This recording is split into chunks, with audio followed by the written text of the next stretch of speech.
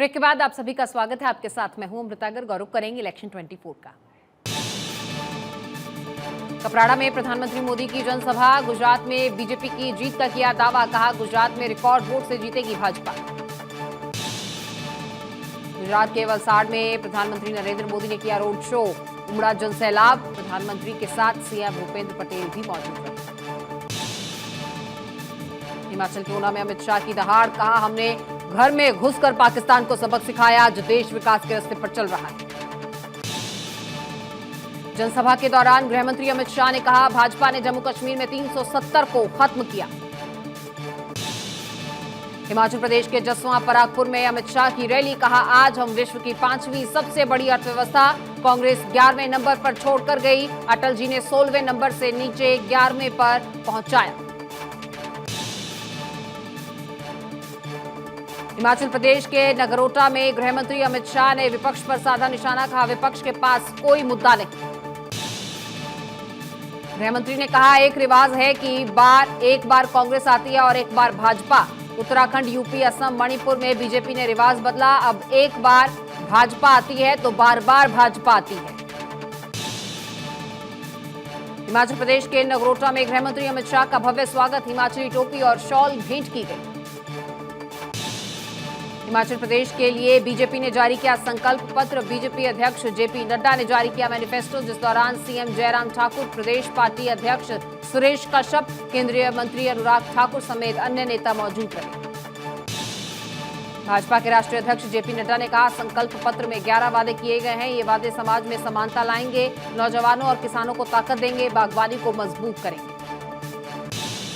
BJP के संकल्प पत्र में महिलाओं और युवाओं पर फोकस। 8 लाख लोगों को रोजगार देने का वादा। बेटियों को स्कूल जाने के लिए साइकिल।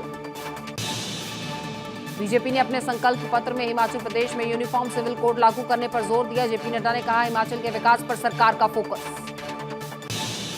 जेपी नड्डा ने कहा सेब के पैकेजिंग में इस्तेमाल होने वाले सामान पर 12% जीएसटी लगेगी, जिसमें अतिरिक्त जीएसटी राज्य सरकार वहन करेगा।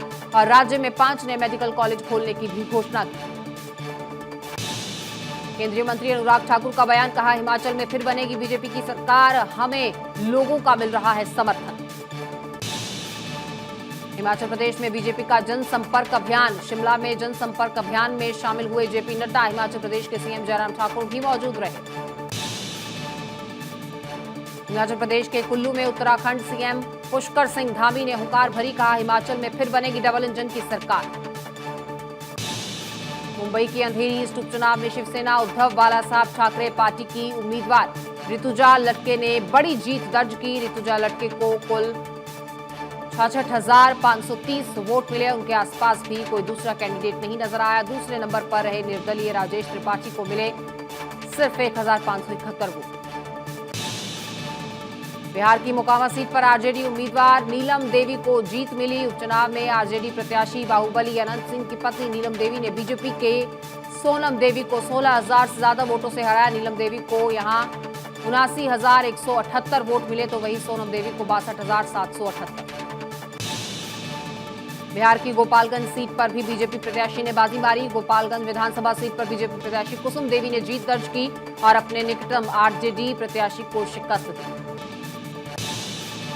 हरियाणा के आदमपुर विधानसभा उपचुनाव में बीजेपी को जीत हासिल हुई। बीजेपी के भव्य बिश्नोई ने कांग्रेस प्रत्याशी जयप्रकाश को 16,006 वोटों से हराया।